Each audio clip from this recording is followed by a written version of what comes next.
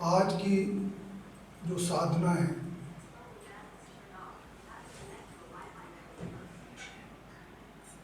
ये साधना बहुत ही अद्भुत है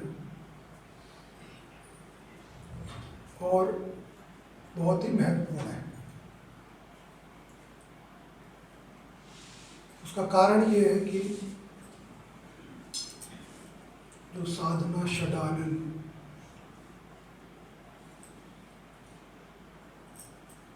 भगवान मुरुगन, इनके और भी अनेकों नाम हैं जिसे हम उन्हें जानते हैं, सन्मुखा, षडानन, स्कंद। तो आज के समय, कलयुग के समय, आज के जो यथार्थ समय में हम बैठे हैं, कलयुग के समय, तो ये जो षडानन है या मुरुगान है, इनको कलयुग का प्रत्यक्ष ईश्वर कहा गया है। प्रत्यक्ष अर्थात the one who is manifested, the one who is apparent. क्यों कहा गया? क्योंकि जो कैलाश को छोड़कर और पृथ्वी पर सामान्य जन के बीच में जिनका उन्होंने चुनाव किया, तो सामान्य जन के बीच में और उनके जीवन में विजय प्राप्त हो, इस उद्देश्य से वो प्रत्यक्ष देव के रूप में हम उनको जानते हैं। अर्थात प्रत्यक्ष वो है जो मेरे साथ मिलकर उस संघर्ष में है, जो मेरे संघर्ष में प्रत्यक्ष रूप से मेरे साथ है, ऐसा ईश्वर। अब इस षडानन है या मुरुगन है, उनकी उत्पत्ति किस प्रकार हुई और जो साधना हम कर रहे हैं, पहले मैं थोड़ा साधना के संबंध में बता दूं। सामान्य शब्द अगर साधना हम लेते हैं तो साधना क्या है? पूरी जीवनचर्या, पूरी जीवनचर्या जीव की, मनुष्य की, वो साधना स्वरूप है। इसका अर्थ ये हुआ कि पूरे जीवन में किया हुआ प्रत्येक कर्म, कोई भी एक्शन हमने किया, कोई भी कर्म हमने किया, कोई भी कार्य हमने किया, कोई भी पुरुषार्थ हमने किया, कोई भी मेहनत हमने की, वो सब साधना का ही भाग है, वो साधना से अलग नहीं है। तो हम किस पर है जीवन में? साधना पथ पर है, साधना के मार्ग में है जीवन में। और आज जो हम बैठे हैं वो भी उसी साधना के पथ का एक माइलस्टोन है, एक कोई समय विशेष है। तो जब कोई जीव या जीवात्मा साधना के मार्ग पर होती है तो मार्ग में हमारे बहुत से लक्ष्य होते हैं। किसी मार्ग पे चल रहे हैं, किसी लक्ष्य के कारण चल रहे हैं, और फिर कोई, हम कह सकते हैं कि मंजिल, कोई मंजिल है या कोई दिव्य संपूर्ण उद्देश्य है जिसकी प्राप्ति के लिए चल रहे हैं। तो जब साधना को जीवन पथ कहा गया तो हम में से ज्यादातर लोग गृहस्थ के रूप में है, फैमिली पर्सन है। तो जब हम गृहस्थ हैं तो गृहस्थ जीवन में अनेकों छोटे छोटे हमारे लक्ष्य हैं, अनेकों हमारे लक्ष्य होते हैं जो सांसारिक हैं, पारिवारिक कारण से हैं या मेरे व्यक्तिगत कारण से हैं। उन कारणों से अलग अलग मेरे लक्ष्य और उद्देश्य हैं। उन्हीं लक्ष्य और उद्देश्यों को भेदते हुए वहां कहीं मैं सफल होऊंगा, कहीं असफल होऊंगा। उन्हीं से चलते हुए सफलता असफलता से निकलते हुए जीवात्मा जो है वो स्थूल को छोड़कर और आगे प्रवाहित हो जाएगी, या तो उद्देश्य को प्राप्त करेगी जो उसका वास्तविक उद्देश्य है, या नहीं कर पाएगी। तो मैं चाहे आध्यात्म में जुड़ा या ना जुड़ा, कोई भी मनुष्य जो मनुष्य के रूप में जन्मा, जो जीवात्मा के रूप में जन्मा, वो साधना के मार्ग पर तो है ही, साधना पथ पर है, साधना पथ पर है, लेकिन एक अंतर है। अंतर क्या है? अंतर है वृत्ति और प्रवृत्ति का। हर जो मनुष्य है वो मस्तिष्क के साथ बैठा है, तो मस्तिष्क, वृत्ति क्या है? वृत्ति है जो मेरे विचार है, जो मस्तिष्क में मेरे विचार चलते हैं, वो वृत्ति है। तो हर मनुष्य के मस्तिष्क में कुछ ना कुछ विचार चलता है। There are certain mental thoughts each and everybody is caring. तो हम सभी के अंदर वृत्ति है, सभी के अंदर मस्तिष्क है, सभी के अंदर विचार है। और दूसरी चीज जो मैंने कहा, प्रवृत्ति। प्रवृत्ति, जो वृत्ति में हमने प्रा लगा दिया तो प्रवृत्ति बन गई। प्रवृत्ति क्या है? प्रा जो है या प्रवृत्ति जो है वो है डिफरेंशिएशन। क्या डिफरेंशिएशन है, क्या अंतर है? कि हर मनुष्य के विचार अलग अलग है, हर मनुष्य के जो विचार है वो अलग अलग है, और जब विचार अलग अलग है तो उसकी प्रवृत्ति बदल गई।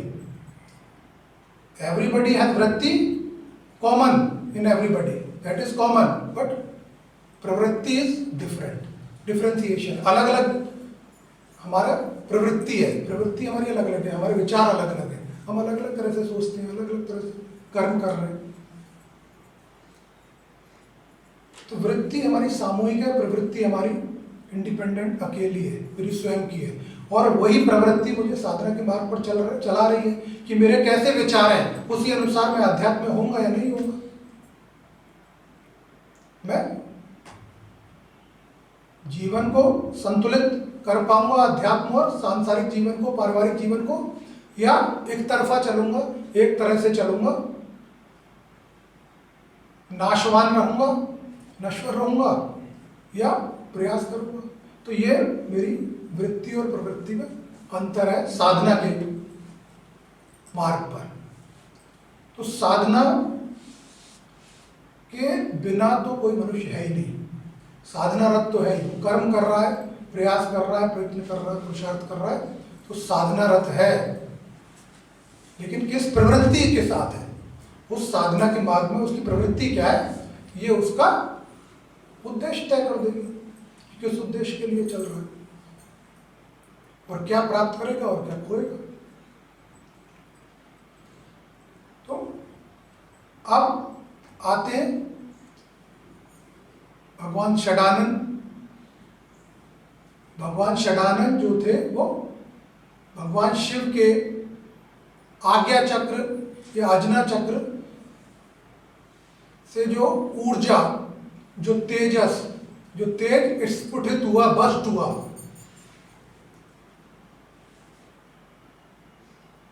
और वो जो तेज था जो आज्ञा चक्र से निकला, उसको अग्निदेव के द्वारा संभाला गया। लेकिन उसका जो प्रचंडता थी, तीव्रता थी, ऊष्मा थी, वो उसको संभाल नहीं पाए, और एक सरोवर में उसको उन्होंने, जो कमल के पुष्प थे, उस पर रख दिया, छोड़ दिया, क्योंकि उसको संभाल नहीं पाए। और 6 कमल के पुष्पों पर उसको रख दिया, और उसमें 6 शिशु अलग अलग जो है, उन्होंने जो तेजस था, जो तेज था, जो ऊर्जा थी, उसने स्वरूप किसका ले लिया? शिशु का स्वरूप ले लिया, अलग अलग।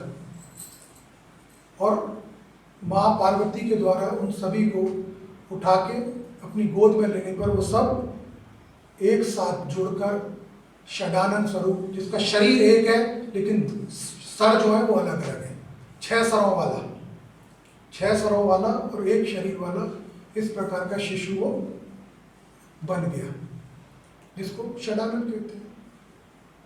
अब ये तो एक सामान्य कथा हो गई, कारण हो गया। लेकिन ये जो तेज है, ये तेज कहाँ से निकल रहा है? तेज जो आज्ञा चक्र से निकल रहा है, या तीसरे नेत्र में जो हम कहते हैं शिवा का तीसरा नेत्र, वो तेज उत्पन्न होता है जब कुंडलिनी के 6 चक्रों का भेदन होता है। 6 चक्रों को भेदती हुई जो चेतना है वो आज्ञा चक्र तक पहुंचती है, तो उसके बाद वो अपने वास्तविक दिव्य उद्देश्य की ओर जाती है। तो इसको अगर आध्यात्मिक रूप में समझें तो ये 6 चक्रों का षट चक्रों का भेदन हर मनुष्य की चेतना को करना है। जब तक ये 6 चक्रों का भेदन नहीं होगा तब तक जो चेतना है वो अपने दिव्य स्वरूप, वास्तविक स्वरूप में पहुंचेगी नहीं। तो जब चेतना 6 चक्रों से पूर्ण होकर उनको भेदते हुए बाहर निकलती है तो वो, उसको हम कहते हैं सुप्रीम विजडम या सुप्रीम कॉन्शियसनेस, जो कि पूर्ण शुद्ध चेतना है, परमात्मा स्वरूप है। तो जो 6 चक्रों के भेदन से तेज के रूप में निकला, जन्मा, वो पूर्ण शुद्ध चेतना के रूप में जन्मा। वो अर्थात 6 चक्र जो है 6 कमल के स्वरूप है। 6 कमल के ऊपर रखे हुए शिशु वो एक रूप हो गए, एक फॉर्म में आ गए। वो सब जुड़कर किस रूप में आ गए? वो सहस्रार रूप में आ गए, क्योंकि जब वो तेज या ऊर्जा 6 चक्रों को भेदकर बाहर निकलती है तो वो सारे जो कमल है, जो चक्र हैं अलग अलग कलर के, अलग अलग रंग से, वो सारे उस सहस्रार में एक साथ समाहित हैं। वो सारे अलग अलग नहीं रह जाते, फिर वो सारे एक साथ समाहित होकर समग्र रूप में पूर्ण शुद्ध होकर एक रूप में आ जाते हैं। तो जो षडानन है या भगवान मुरुगन है, वो उस सहस्रार स्वरूप, शुद्ध चेतना स्वरूप ईश्वर स्वरूप है। और क्योंकि वो प्रत्यक्ष है, प्रकट है और पृथ्वी पर जिनका वास है, तो वो हमारे जीवन के प्रत्येक संघर्ष में हमारे साथ है। इसलिए ये अलौकिक और अद्भुत साधना है। और उसका कारण है, षडानन की उत्पत्ति हो गई, लेकिन उसका कोई कारण भी होगा, किस कारण से वो उत्पन्न हुई। और कारण हम जानते हैं कि तारकासुर नामक असुर, इन कथाओं के पीछे जो एसेंस है, जो सार है, उसको हम जानेंगे। लेकिन पहले और छोटे रूप में उस कथा को जान लें। जो असुर मैं नाम ले रहा हूं, तारकासुर जो असुर है, असुर बहुत ही कुटिल और चतुर शक्तियों से युक्त है, कुटिल और चतुर शक्ति से युक्त है, और हठ योग में निवृत्त है, पारंगत है। तभी असुर जो है ईश्वर को प्रसन्न कर लेता है। असुर के अंदर इतना माइट है, इतनी शक्ति है, इतनी एकाग्रता है कि वो कभी ब्रह्मा को, कभी विष्णु को, कभी शिव को प्रसन्न करके वरदान प्राप्त कर लेता है। अब कोई ईश्वर जानता है कि कोई असुर है और ये नकारात्मक शक्ति है, फिर उसको शक्तिशाली क्यों बना रहा है?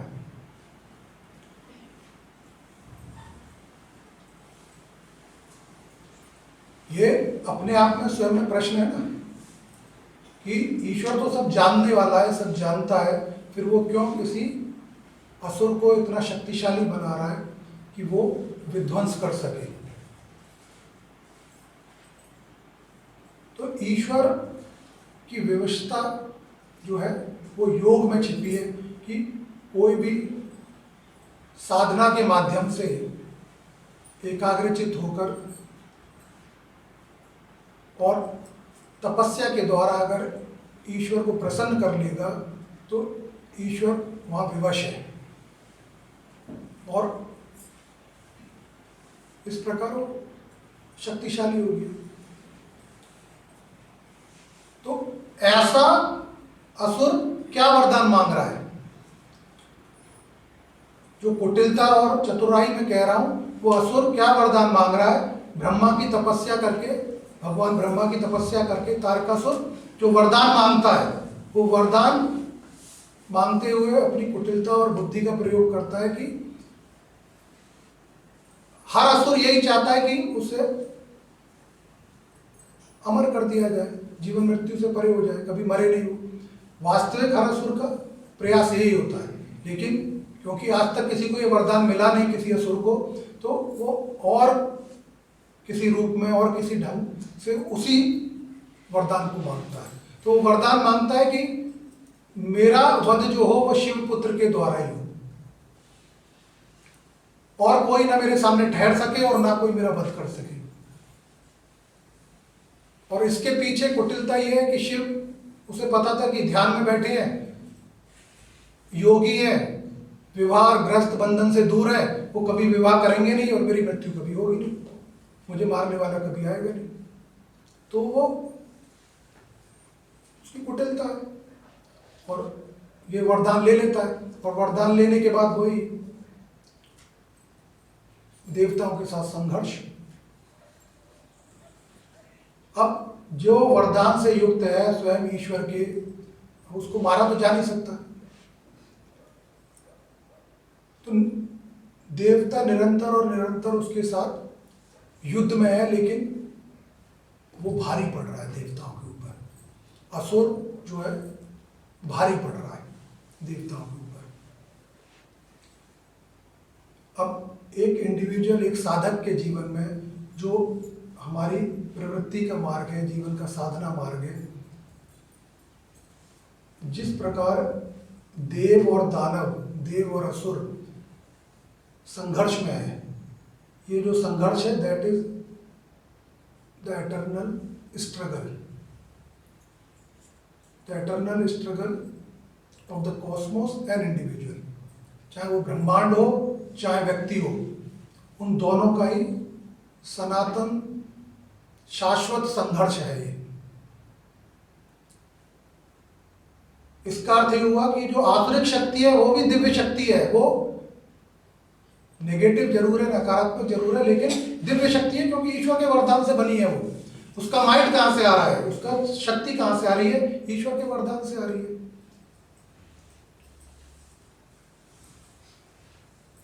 और देवता जो है वो तो वर्चूज है, वो तो स्वयं में डिवाइन पावर्स है।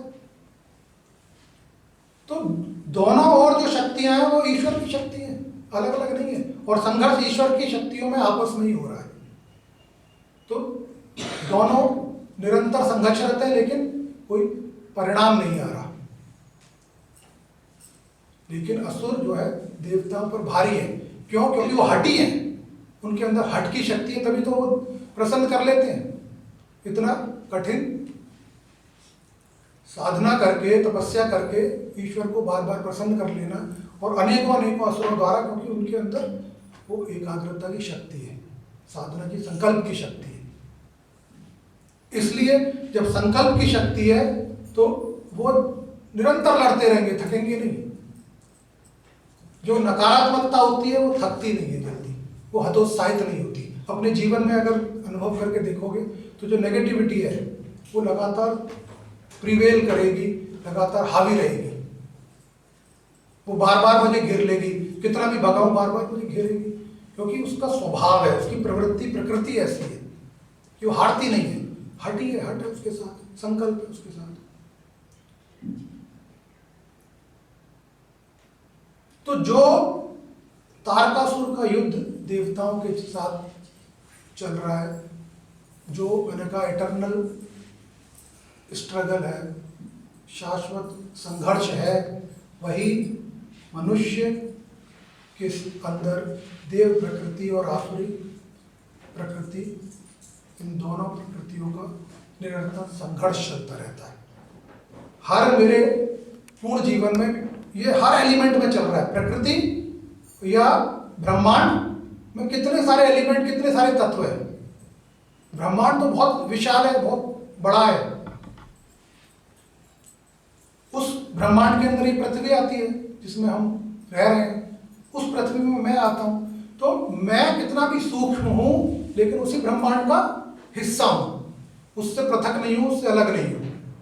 और इस पृथ्वी में होने वाले जीव, वृक्ष, पौधे, पक्षी, कुछ भी हो, वो सब उसी ब्रह्मांड का हिस्सा है। और उसी ब्रह्मांड में अनेकों अनेकों अनेकों अलग अलग तत्व है, अलग अलग चीजें, वो सभी उस ब्रह्मांड का हिस्सा है। तो ये जो संघर्ष है, आसुर और देवीय संघर्ष है, ये यहां से मेरे भीतर सूक्ष्म से लेके और विराट पूरे ब्रह्मांड में वो हर जगह निरंतर चल रहा है। वो हर जगह निरंतर चल रहा है और निरंतर चलता रहेगा, क्योंकि ये सनातन शाश्वत है।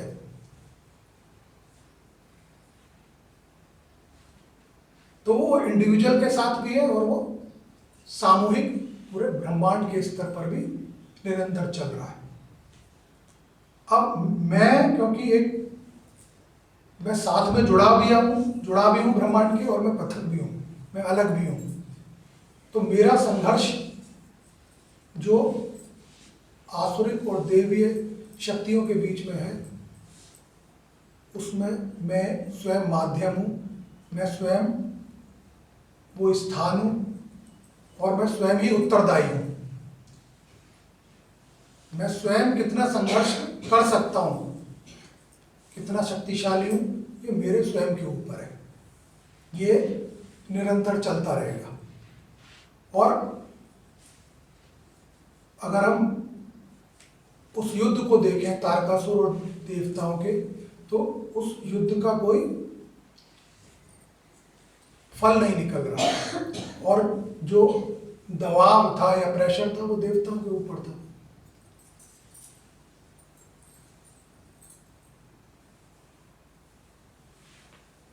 तो ऐसे में जीव के पास उपाय क्या बचता है? उपाय वही है जो उपाय देवताओं के पास था, कि ईश्वर से कुछ ऐसा ग्रेस या एक अलग से दिव्य शक्ति प्राप्त हो जो नेतृत्व कर सके, जो लीडरशिप दे सके, जो देवताओं की सेना को लीडरशिप दे सके। ऐसा कोई शक्ति की आवश्यकता है। देवता स्वयं सशक्त है, शक्तिशाली है, लेकिन विजय नहीं पा रहे, विजय प्राप्त नहीं कर रहे, लगातार लड़ाई में है, संघर्ष में है। तो संघर्ष को समाप्त करने के लिए और विजय प्राप्त करने के लिए ईश्वर का आशीर्वाद, ईश्वर की शक्ति स्वरूप किसी वरदान की आवश्यकता है, जिसके लिए देवता जब भगवान शिव के पास जाते हैं तो वो जो तेज मैंने कहा, वो तेज रूपी विस्फोट के साथ जो शक्ति निकल रही है, वो प्राण शक्ति और शुद्ध चेतना शक्ति का समाहित रूप है, वो शुद्ध परमात्मा स्वरूप है। तो वो जब ह्यूमन फॉर्म में या एक फॉर्म लेता है, शरीर का स्वरूप लेता है, तो वो कार्तिकेय के स्वरूप में है। इसलिए उनको स्कंद हम कहते हैं, the God of war, the God of victory, जो विजय दिलाने वाला है, जो निरंतर संघर्ष करेगा, जो शिव स्वरूप ही है, क्योंकि शिव की शुद्ध चेतना से उत्पन्न परमात्मा स्वरूप है। तो ये वरदान जब देवताओं को प्राप्त होता है तो केवल 7 वर्ष की अवस्था में जो है वो युद्ध के मैदान में भगवान कार्तिकेय आ जाते हैं और तारकासुर का वध करते हैं। केवल तारकासुर का वध नहीं करते, अनेकों अन्य दानवों का भी वध करते हैं। और करते रहेंगे वो निरंतर, क्योंकि वो तो है ही गॉड ऑफ वॉर। निरंतर जो संघर्ष में रहे, जो लड़ाई में रहे, वही कार्तिकेय है। तो इससे जीव को क्या सीखने के लिए मिल रहा है? जीव को सीखने के लिए यह मिल रहा है कि मेरे जीवन में अब मेरे साथ हो क्या रहा है कि द लोअर सेल्फ क्या है? The lower self is the demonic propensities. जो मेरी आसुरी प्रवृत्तियां हैं मेरे भीतर, that is my lower self. वो मेरा निम्न या नीच वृत्तियां जो मेरे भीतर है, वो असुर तारकासुर स्वरूप है। और जो मेरी कुंडलिनी है, जो देवता स्वरूप है, कुंडलिनी जो देवता स्वरूप है, और जो तारकासुर स्वरूप आसुरिक शक्तियां हैं, इसके बीच में मेरे साथ निरंतर आजीवन संघर्ष मेरे जीवन में चलता रहता है। निरंतर मेरे जीवन में वो संघर्ष चलता रहता है। लेकिन उसका परिणाम, जो मैंने कहा देवताओं और असुरों का युद्ध निरंतर चल रहा है, लेकिन परिणाम नहीं आ रहा। और परिणाम क्या चाहिए? परिणाम की अपेक्षा यह है कि परिणाम देवताओं के पक्ष में जाए, विजय देवताओं को मिले।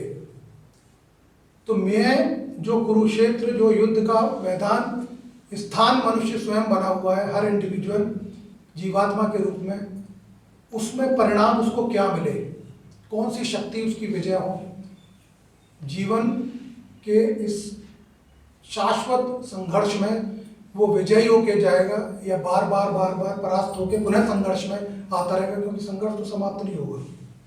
जब तक समाप्त नहीं होगा, जब तक पूर्ण विजय ना हो, जब तक पूर्ण विजय नहीं प्राप्त होगी, तब तक वो संघर्ष निरंतर चलता रहेगा। और संघर्ष केवल पूर्ण विजय का नहीं है।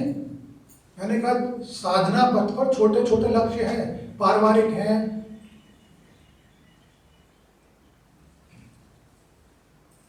मेरे कार्य से जुड़े हुए हैं, जो काम मैं करता हूं, अलग अलग तरह के लक्ष्य हैं, अवरोध हैं। उन सब में विजयी होता हुआ, क्योंकि पूर्ण विजय से पहले मैं बहुत सी विजय प्राप्त करता हुआ जाऊंगा और फिर मैं पूर्ण विजय की ओर जाऊंगा। तो अब यहां पर प्रश्न ये आता है कि मैं अगर अपनी पूर्ण शक्ति भी लगा दूं, पूर्ण शक्ति किसकी? अपने सद्गुणों की, अपने वर्चूज की, अगर मैं सारी शक्ति भी उस संघर्ष में लगा दूं, तो क्या मुझे विजय प्राप्त हो सकती है?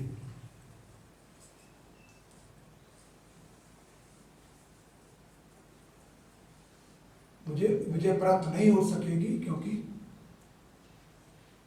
मुझे एक वरदान की आवश्यकता है।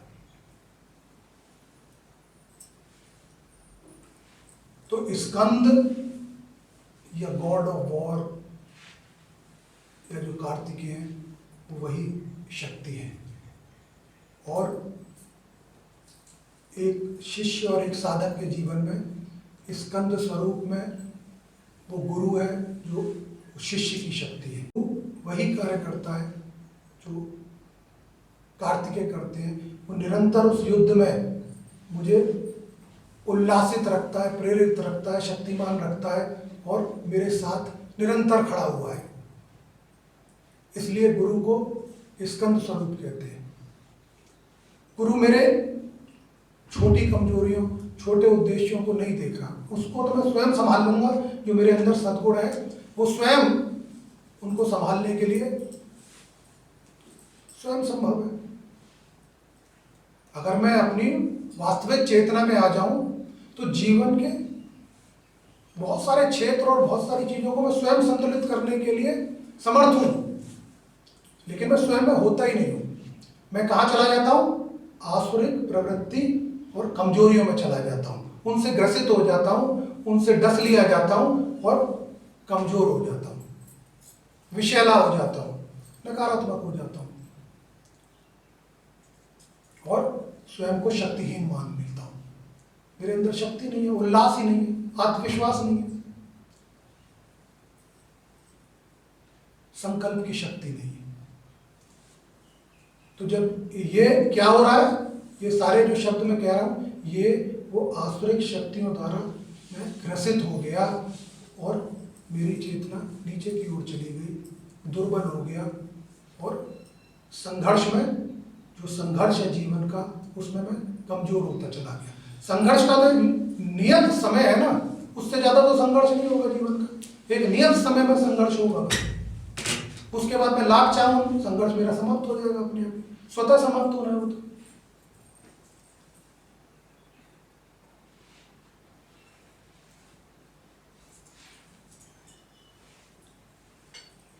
तो मैं उत्साहित हूं या हतोत्साहित हूं, मैं संकल्प विहीन हूं या संकल्पशाली हूं, मेरा संघर्ष तो स्वतः समाप्त हो जाएगा।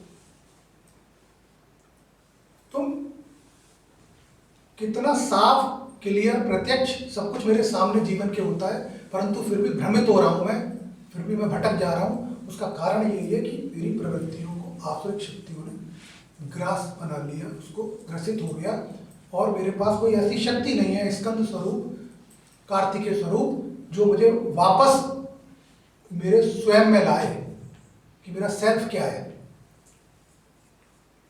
मैं हूं क्या, क्या मैं वास्तविक, मैं कमजोरी स्वरूप हूं, अशक्त हूं, अभागा हूं, या मैं इसके जस्ट विपरीत बहुत सौभाग्यशाली हूं क्योंकि मनुष्य रूप में जन्म ले पाया, मैं उल्लासित हूं, मैं जानता हूं कि संघर्ष तो हमेशा के लिए है नहीं, जो भी है, तो मैं अपने पूरे प्रचंड वेग के साथ, पूरी संकल्प शक्ति के साथ, पूर्ण आत्मविश्वास के साथ उसमें लगा हुआ हूं और चेतना को ऊपर की ओर धकेल रहा हूं। और अगर उसमें मुझे गुरु मिल गया तो जीवन में सोने पे सुहागा हो गया कि मुझे स्कंद शक्ति से युक्त हो गया, जो मुझे बैठने नहीं देगा, जो मुझे नीचे जाने नहीं देगा। बार बार जब मैं नीचे की ओर खिंचा, मेरी प्रवृत्ति बदलने को हुई, मैं गुरु के सामने आया, गुरु ने फिर उसको वेग दे दिया, फिर उसको प्रचंडता दे दी। तो गुरु स्कंद शक्ति स्वरूप, गुरु भी प्रत्यक्ष है, सशरीर है, मेरे सामने है, मेरे जैसा है।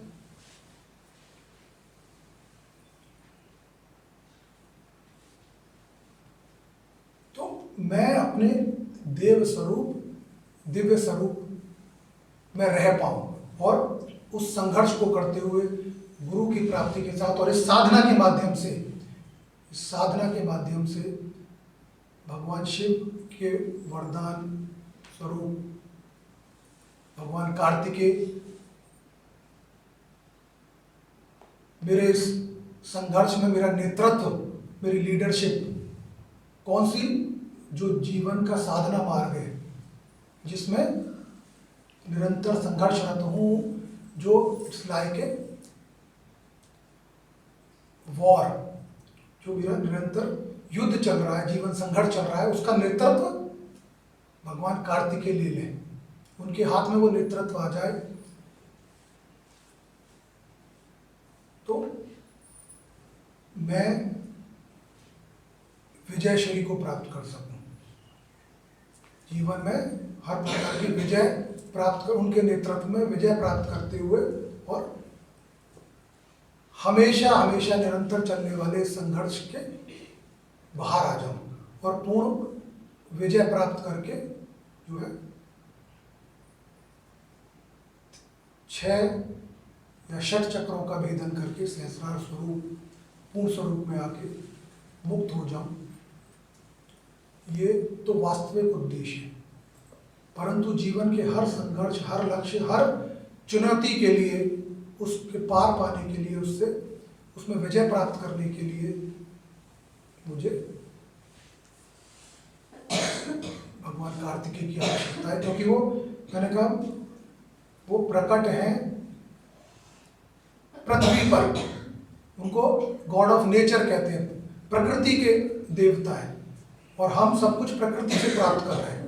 हमारा स्वास्थ्य से लेके, हमारे भोजन से लेके, हमारे रहने के लिए, सरवाइव करने के लिए जो कुछ भी चाहिए वो सब नेचर से तो मिल रहा है। और वो उसके देवता है, प्रत्यक्ष है, यहीं पर पृथ्वी पर है। तो उस साधना के माध्यम से मैं उनसे जुड़ सकूं और अपने जीवन में उस लाभ को, उनके साथ को ले सकूं, ये इस साधना को करने का कारण है। तो मैं पूरा उद्देश्य लेके चलूं, बाकी समग्र सांसारिक पारिवारिक व्यक्तिगत उद्देश्य उसके अंदर आ जाते हैं, क्योंकि वो गुण आ गए, वो शक्ति मेरे भीतर आ गई और मुझे वो स्वावलंबन, वो साथ जो है वो प्राप्त हो गया। तो मेरा जीवन की दिशा बदल गई संघर्ष की समाप्ति के लिए। तो दो नियम है साधना के मार्ग पर चलने के लिए। पहला तो ये है कि सबसे प्रथम मैं उसको I should recognise and acknowledge the lower self. वो है क्या? सबसे पहले तो मैं उसको पहचानूं और उसके बाद उसको स्वीकार करूं। What is my lower self? मेरी वो कमजोर प्रवृत्तियां या आसुरिक प्रवृत्ति, आसुरिक कमजोरियां, वीकनेसेस, वो है क्या? उसको पहचानूं और उसके बाद स्वीकार करूं। और जब मैंने उसको स्वीकार कर लिया, पहचान लिया कि ये दोष हैं, ये आसुरिक प्रवृत्तियां मेरे साथ हैं, उसके बाद I have to distinct my self from those propensities, those weaknesses. मैं स्वयं को उससे अलग देखूं, मैं खुद को उससे अलग देखूं कि मैं वो नहीं हूं। आई एम नॉट दीज आसुरिक वीकनेसेस और इविल्स।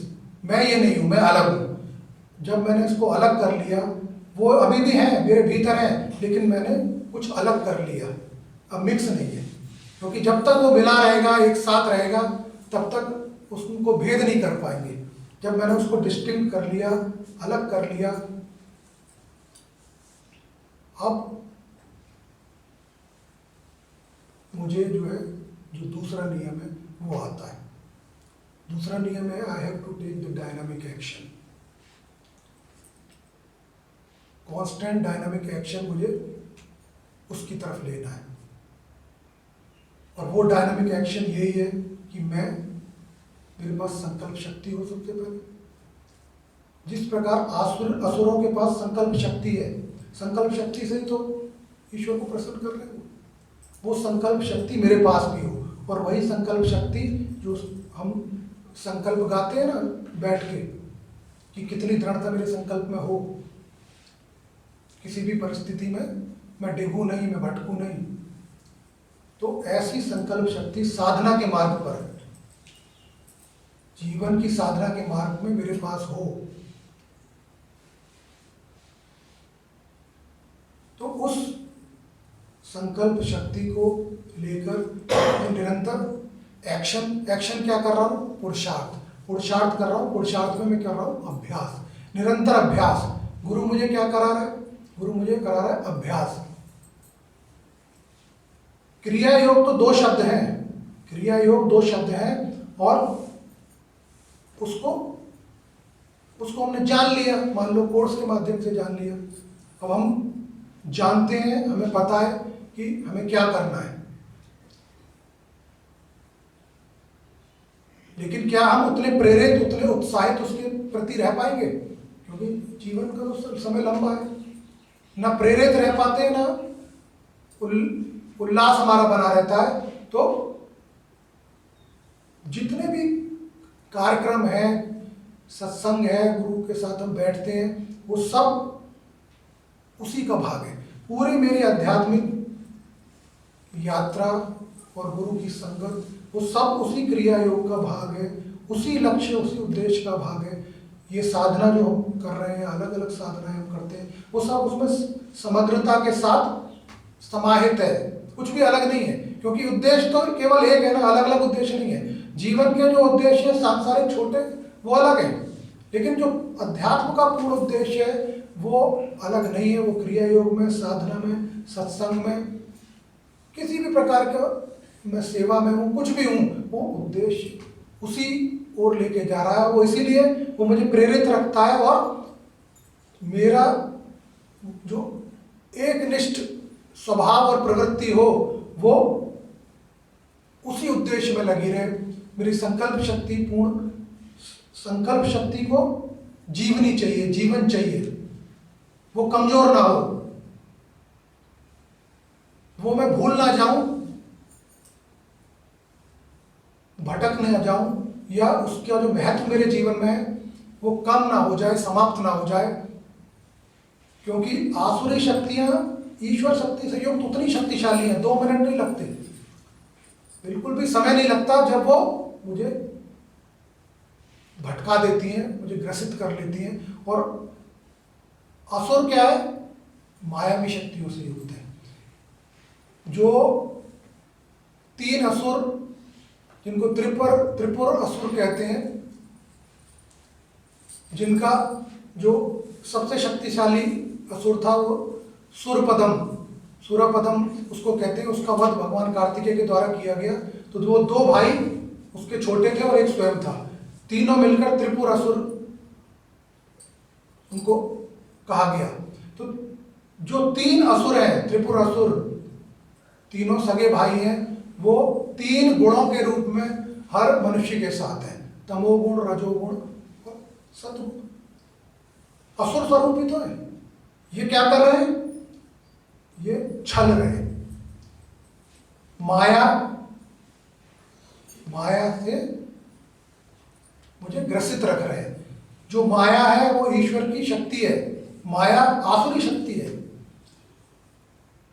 क्योंकि असुर भी माया दिखाता है, असुर जो है मायावी होते हैं, माया दिखाते हैं, अर्थात छल रहे होते हैं। कुछ और दिख रहा होता है या नहीं दिख रहा होता, अदृश्य हो जाते हैं अलग अलग रूप में। माया भी उसी प्रकार छल रही होती है, आसुरिक शक्तियों से युक्त है, लेकिन शक्ति है, ईश्वर की शक्ति है।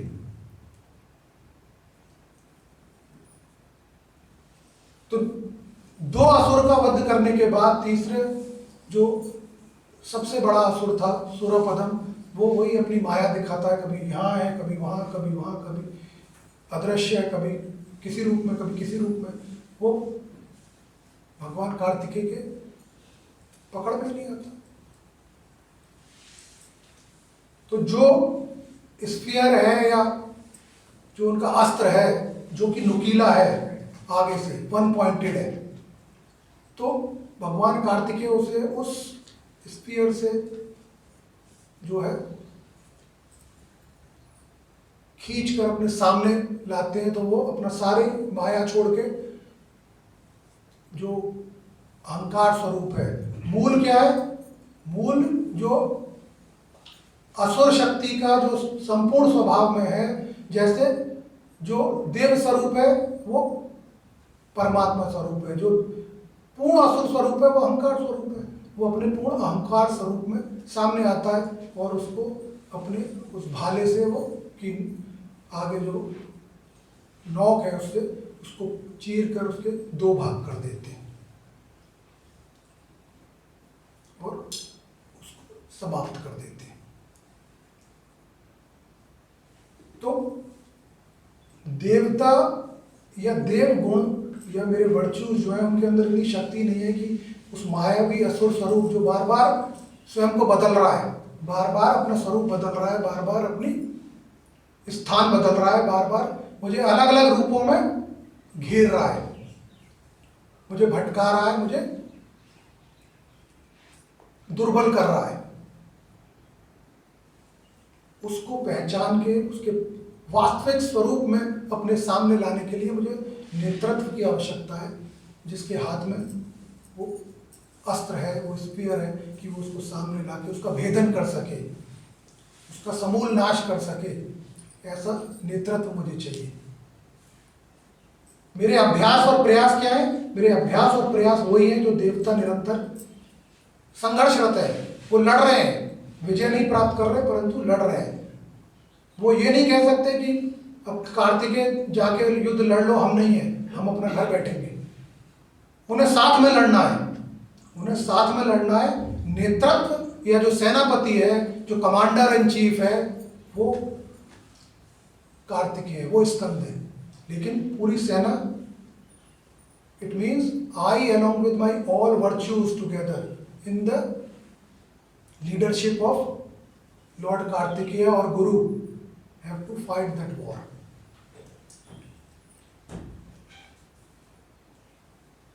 तो जीवन के युद्ध में मुझे निरंतर तो मुझे अभ्यास करना है। लड़ोगे तो जब लड़ना आएगा, अस्त्र और शस्त्र को चलाना जानेंगे तब तो चलाएंगे ना युद्ध में।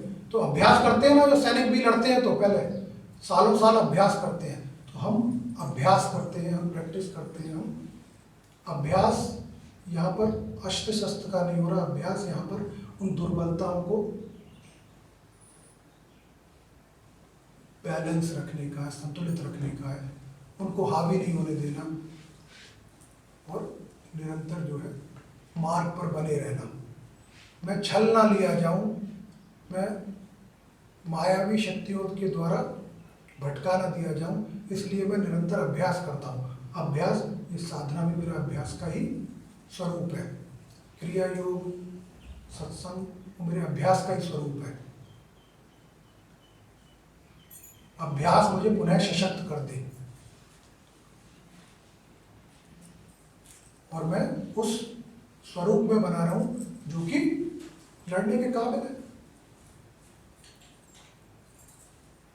तो ये जो साधना है, ये सविकल्प रूप से निर्विकल्प होते हुए तुरीय अवस्था प्राप्त करने के लिए साधना है।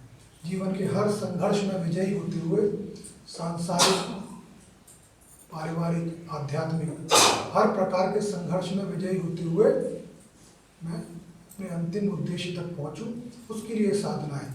सविकल्प जो है, जहां पर मुझे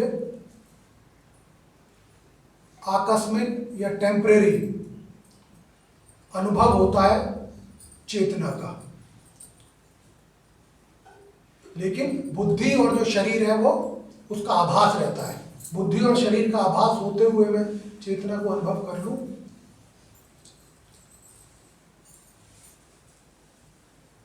वो सविकल्प है। और निर्विकल्प हुआ है जहां पर शरीर और बुद्धि मस्तिष्क से परे व्यक्ति चला जाए और पूर्ण चेतना स्वरूप हो जाए। पूर्ण चेतना स्वरूप जब मनुष्य हो जाएगा तो अब उसको प्रवाहित होना होगा, अब उसको किसी और रियल्म में जाना है, किसी और लोक में जाना है, जो कि तुरीय अवस्था, जो कि पूर्ण सच्चित आनंद की अवस्था है। देयर इज नो फॉर्म, कोई मेरी स्वरूप नहीं है, स्वरूप मेरा मिट्टी में मिलके समाप्त हो गया और हर प्रकार की आसुरी शक्तियों से पूर्णतया मुक्त, हमेशा हमेशा के लिए, फॉरएवर मुक्त होकर मैं निरंतर सच्चिदानंद की अवस्था में निरंतर में प्रवाहित हो गया, पहुंच गया, जहां पर केवल ट्रुथ है, प्योर कॉन्शियसनेस है और टोटल ब्लिस है। ऐसी ये ही मनुष्य की वास्तविक अवस्था है, फॉर्मलेस, जो ईश्वर का निराकार स्वरूप है, जिसकी कोई स्वरूप नहीं है। ये ही आत्मा का स्वरूप है, ये ही सच्चित आनंद स्वरूप जो है वो आत्मा का स्वरूप है। तो सर्वप्रथम मैं सविकल्प रहूँगा, मैं अनुभव करूँगा। अनुभव इसलिए करूँगा क्योंकि मैं अभ्यास कर रहा हूँ, मैं संघर्ष कर रहा हूँ, मैं जानता हूँ, मैं अपनी प्रवृत्ति को, चित्त की अवस्था को परिवर्तित कर रहा हूँ। मेरा विश्वास जो है, मेरा संकल्प जो है, वो निरंतर मेरे साथ रहा, ना टूटा ना कमजोर हुआ।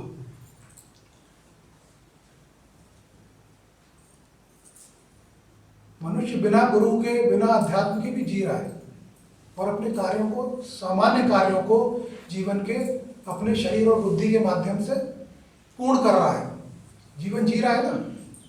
तो गुरु की आवश्यकता नहीं है उसमें, ना ईश्वर की आवश्यकता है। स्वयं समर्थ है अपने जीवन में खाने, कमाने और परिवार का पालन करने के लिए। लाखों करोड़ों लोग कर रहे हैं बिना किसी सहायता के, ना गुरु की सहायता है ना ईश्वर की सहायता है।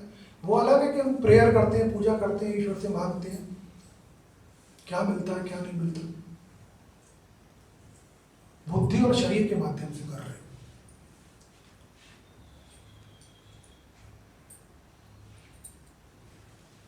तो जब गुरु के साथ जुड़ गए तो लक्ष्य जो है वो बड़ा हो गया, उद्देश्य जो है बड़ा हो गया, उसमें कुछ और शक्ति जुड़ गई। शक्तियां बहुत सूक्ष्म है। मेरा शरीर और ज्यादा बलशाली नहीं हो जाएगा या बुद्धि बहुत तीव्र नहीं हो जाएगी। शरीर भी उतना ही शक्तिशाली रहेगा जितना पहले था और बुद्धि भी उतनी तीव्र रहेगी, लेकिन कोई और शक्ति आ गई, देवीय शक्ति आ गई। नेतृत्व किसी और ने ले लिया, मेरी बुद्धि से नेतृत्व किसी और शक्ति ने ले लिया, वो स्कंद शक्ति ने ले लिया, कार्तिकेय या गुरु की शक्ति ने ले लिया। वो नेतृत्व बदल गया और वो नेतृत्व मुझे कहीं और ले जा रहा है। That leadership is not to fight the small battles of life. There is a big war pending for lives and life, है ना। तो उसके लिए तो जब मैं शक्तिशाली होऊंगा, मैं खुद समर्थ हूं, उत्साह चाहिए मुझे, आत्मविश्वास चाहिए, उल्लास चाहिए, परिवार हमारे साथ में। भाई पुरुष अगर अशक्त महसूस कर रहा है, उसका उत्साह ठंडा हो रहा है, उसका आत्मविश्वास हो रहा है, तो स्त्री खड़ी है चेतना स्वरूप। जब स्त्री पुरुष के साथ खड़ी हो जाती है तो दोबारा उसको अपनी उसकी शक्तियों का आभासी तो उसे कराना है कि हमें तू कर सकता है, अपने आत्मविश्वास में आ जा, अपनी चेतना में आ जा, मैं खड़ी हूं तेरे साथ। तो करेगा वो स्वयं ही, अपने स्वभाव में आ जाएगा, अपने वास्तविक दिव्य नेचर में आ जाएगा, अपनी प्रकृति में आ जाएगा। जैसी प्रकृति में आएगा करने लगेगा वो। अब उसके लिए ईश्वर को मैं धरती पर थोड़ी बुलाऊंगा प्रार्थना करके कि आओ और मेरा ये काम करवाओ। ईश्वर का काम नहीं है। ईश्वर का तो मुझे वो ग्रेस, जो वो आशीर्वाद स्वरूप, वो तत्व है जो स्कंद के रूप में, जो कार्तिकेय के रूप में, अब मैं अपना संबंधी अगर उससे ना बनाऊं, तो अपना संबंधी ना रखूं, तो वो स्वयं तो आ नहीं जाएगा। इनवाइट करना पड़ेगा। देवता गए थे ना मांगने, लेने गए थे ना, तब उनको प्राप्ति हुई। मैं डिजर्विंग हूँ, सबसे पहले तो अधिकारी बनूं। As long as I am not deserving, just asking something, मांगने से नहीं मिलता। मुझे अधिकारी बनना पड़ेगा, डिजर्विंग बनना पड़ेगा, उस अभ्यास में आना पड़ेगा, एक निष्ठ होना पड़ेगा। जब मैं एक निष्ठ होके स्वयं को अधिकारी बना लूंगा तो वो मिलना ही है, क्योंकि वो इसी कार्य के लिए मिला हुआ है। गुरु के साथ जब मैं चलता हूं, स्कंद शक्ति के साथ, तो परिवर्तन अवश्यम भावी है, परिवर्तन होना ही है और विजय मेरी निश्चित है। बंधन, हर प्रकार के आसुरिक बंधन जो है वो कटते चले जाएंगे, कटते चले जाएंगे, कमजोर होते चले जाएंगे, क्योंकि जहां कार्तिकेय अपने भाले के साथ, अपने स्पीयर के साथ खड़े हैं, वहां कोई माया काम नहीं करती। माया को भेदने का, माया को काटने का ही काम है।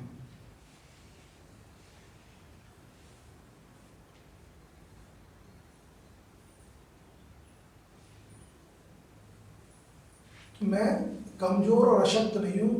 मैं अपने देवीय गुणों के साथ लीडरशिप अगर दे दूं, छोड़ सकूं, निर्णय कार्तिकेय को दे सकूं, गुरु को दे सकूं, मेरे जीवन के उद्देश्य का, और मैं जो है सेना की तरह खड़ा हूं, साथ में कंधे से कंधा मिला के लड़ने के लिए तैयार हूं, तो विजय दिलाने वाला वही है। I am just an instrument. ना मैं लड़ रहा हूं, ना मैं विजयी हो रहा हूं, ना मैं कोई प्रयास कर रहा हूँ, क्योंकि मैं हूँ ही नहीं। I have given the leadership, मैंने तो नेतृत्व दे दिया।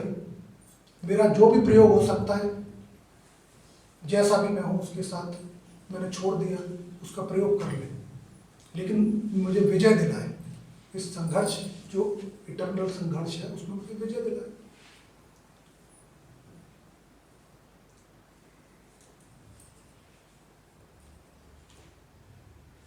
तो जीवन में अलग अलग प्रकार के प्रलोभन, मोह, कारण उत्पन्न किए जाते हैं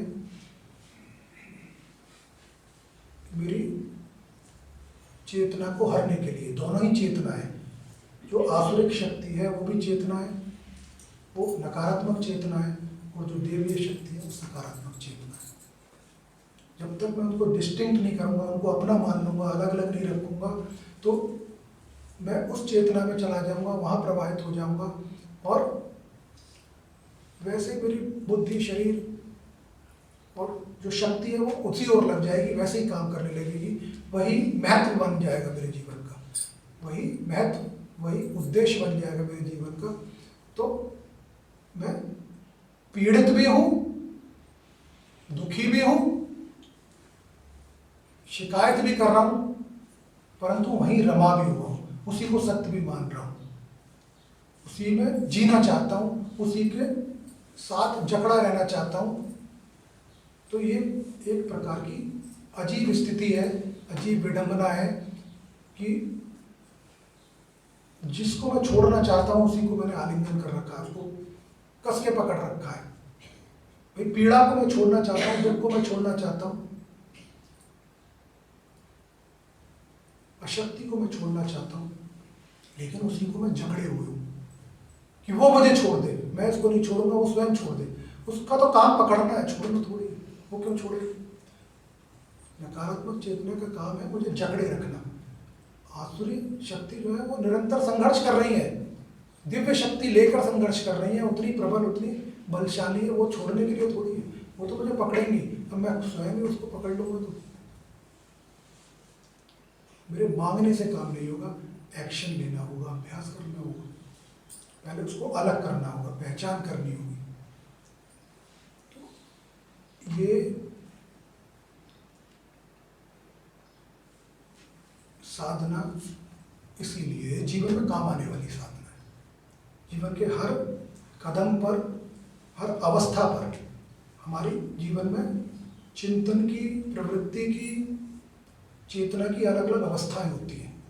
कुछ अवस्था तो बिना अध्यात्म में आए हुए भी उम्र बढ़ने के साथ, जैसे मेरी आयु बढ़ती है तो मेरी प्रवृत्ति बदल जाती है, मेरी सोच बदल जाती है। जो चीज़ें मुझे अच्छी लग रही होती हैं, जो क्रियाकलाप मुझे अच्छे लग रहे होते हैं, अब मैं केवल आयु बढ़ने से जान जाता हूँ कि इसमें कोई तथ्य नहीं है, मुझे उसमें कोई रुचि नहीं रहती, कोई रस नहीं रहता।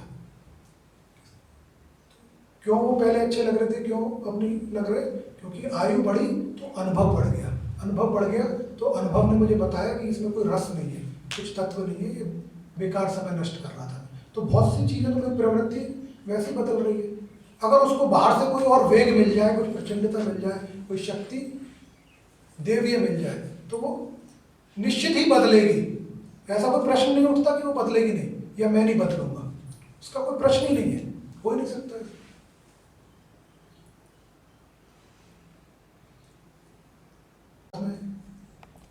अब इसको आध्यात्मिक रूप में देखें तो एक जो है इच्छा शक्ति है और दूसरी क्रिया शक्ति है। Will power and power of action. सबसे पहले मुझे क्या चाहिए? विल पावर चाहिए, इच्छा शक्ति चाहिए। विल पावर को संकल्प शक्ति कहते हैं। तो भगवान कार्तिकेय जो है इन दोनों शक्तियों से युक्त हैं। अभी मैंने पत्नी का बताया ना कि स्त्री है या पुरुष है, किसी भी विषम समय पर, जीवन के कठिन समय पर वो शक्ति की प्रचुरता, चेतना की प्रचुरता से भरे हुए हैं और वो मेरे अंदर की सारी अशांति, कमजोरी को दूर कर सकते हैं अपने शब्दों के द्वारा। क्योंकि ये तो सकारात्मक चेतना है, जैसे प्रवाहित करती, जैसे कहती आदमी वैसे ही उसकी सोच बदल जाती है। यहीं से तो मैं गाइड हो रहा हूँ, चल रहा हूँ। नकारात्मक हुआ तो मेरे बस की कुछ भी नहीं है, असहाय हो गया, अशक्त हो गया, और वही बदल दिया, मेरा एक्शन में आ गया, सकारात्मक हो गया, उठ खड़ा हुआ। तो भगवान कार्तिकेय के साथ ये दोनों वाली और देवयानी अर्थात इच्छा शक्ति और क्रिया शक्ति दोनों के साथ मिलकर वो उस युद्ध में है आसुरी शक्तियों के साथ। और इसी प्रकार हर मनुष्य इंडिविजुअल जो है वो इच्छा शक्ति और क्रिया शक्ति के साथ है। पहले संकल्प हो गया, विल पावर आ गई, उसके बाद मेरा प्लान ऑफ एक्शन आ गया, मैं क्रिया पुरुषार्थ कर रहा हूँ, अभ्यास कर रहा हूँ। तो ये दोनों शक्तियां जो है वो मिलके मुझे विजय दिलाती है। साधना को संपन्न करते समय हमें ये विशेष ध्यान रखना है, याद रखना है कि ये घनिष्ठ रूप से मेरे इस सामान्य जीवन से और स्वरूप से बहुत निकटता से जुड़ी हुई साधना है, मेरे बहुत काम आने वाली साधना है। I am in a constant war,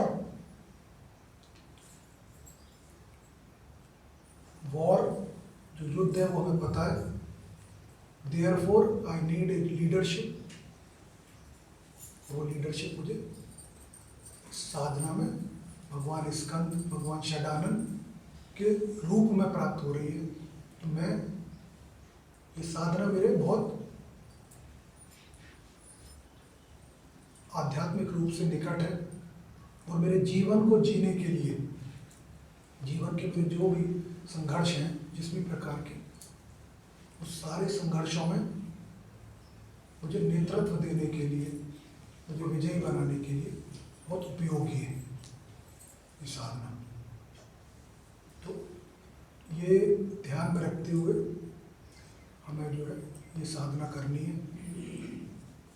इस साधना के माध्यम से षट चक्रों का भेदन संभव है और जो कुंडली जागरण का लक्ष्य है, सहस्रार स्वरूप हो जाना, क्योंकि भगवान षडानंद का जो अस्त्र है, जो स्फीयर है, जो भाला है, वो ये भेदना मतलब उसको चीरते हुए चले जाना, उसको काटते हुए चले जाना।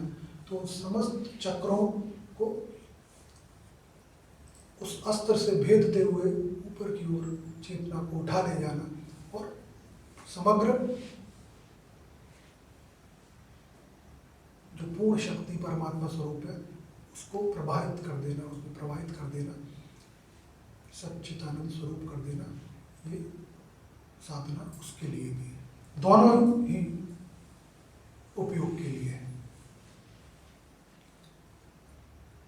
तो शिष्य के रूप में मैं अपना उत्साह और विश्वास हमेशा हमेशा बनाए रखूं। एक संकल्प अगर मैं जीवन में ले लूं तो मैं आगे पीछे क्या हो रहा है, किस प्रकार की परिस्थिति आ रही है, किस प्रकार की चीजें हो रही हैं, वो सब चलती रहे, लेकिन मैं संकल्प ना छोड़ूं, अपना चलता रहूं, मैं निरंतर उस पर चलता रहूं, क्योंकि मैं भेद कर पाया। दो नियम जो मैंने बताए कि मैं उसको पहचान लूं, द लोअर सेल्फ, उस पर अटक ना जाऊं, फंस ना जाऊं, मुझे हायर सेल्फ की ओर जाना है, ऊपर की ओर जाना है, उससे बचना है। नीचे के तमस से, तमोगुण से, असुर स्वरूपी मुझे बचना है। रजस से मुझे बाहर आना है। ये जो समस्त चक्रों का भेदन है वो अलग अलग प्रकार की जो गुण हैं उन सारे गुणों का भेदन है। इन सारे गुणों का भेदन करके उससे पार होके त्रिगुणात्मक, उससे पार जाके तुरीय अवस्था में पहुंच जाऊं। और जो माया है वो त्रिगुणीय माया इसीलिए कही जाती है, त्रिगुणमयी माया कहते हैं ना, क्योंकि माया इन तीनों गुणों से युक्त है। तमस, रजस और सतगुण से युक्त जो है वही माया है, जो मुझे इन तीनों गुणों में एक के बाद एक के बाद एक प्रवाहित करती रहे, किसी न किसी गुण में प्रवाहित करती रहे, और इन गुणों के भीतर रहकर ही मेरा ये जीवन नष्ट हो जाए, इन गुणों से बाहर ना जा पाऊँ। यही माया का कार्य है।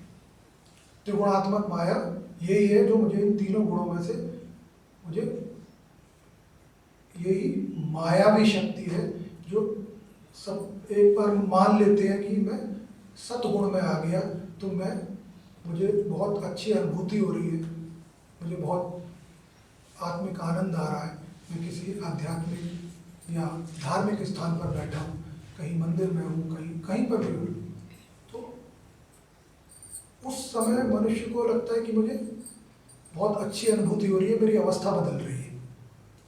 लेकिन ये सत्गुण में जब व्यक्ति आया तो वो माया के प्रभाव में ही है, क्योंकि सत्गुण भी माया का स्वरूप है। वो जानती है कि इस मनुष्य को कब किस प्रकार